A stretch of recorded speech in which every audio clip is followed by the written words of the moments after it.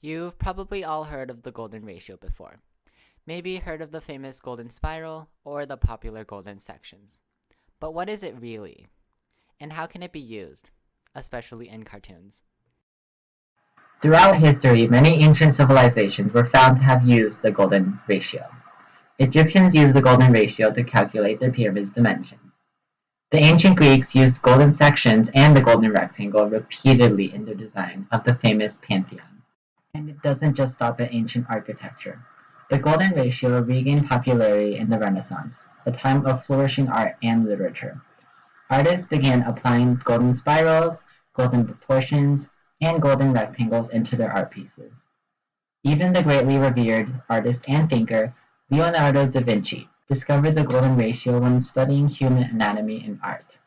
During the Renaissance, it was commonly known as the divine proportion. Only later was it called the golden ratio.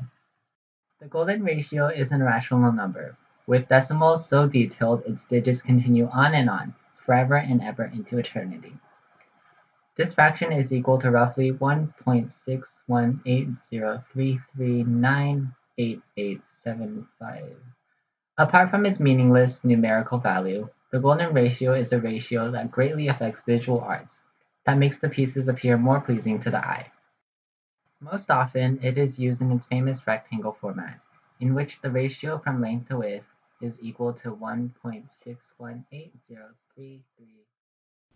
For a visual easier for all to understand, this rectangle has dimensions of side m by side n.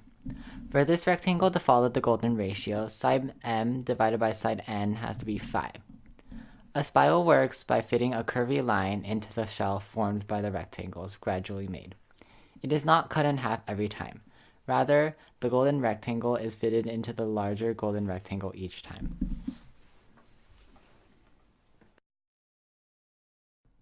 Our main focus in this lesson is the uses of the golden ratio in cartoons. Although cartoons seldom follow the golden ratio for human anatomy, they still mostly fit into the golden ratio one way or another. Additionally, the golden ratio is often applied to scenes in an animated cartoon. Similar to painting and landscape photography, using the golden ratio makes a scene more comfortable to watch. Golden sections and golden spirals are often used to direct attention towards certain subjects, providing a naturally satisfying effect to the viewer. Not always are features overly exaggerated, and when they do, it is because the cartoon character designer wishes to exaggerate a certain feature of characteristic from the character. Unusually large eyes commonly translate to an innocent character, purposely breaking the golden ratio. Time has run out, and I've got to leave.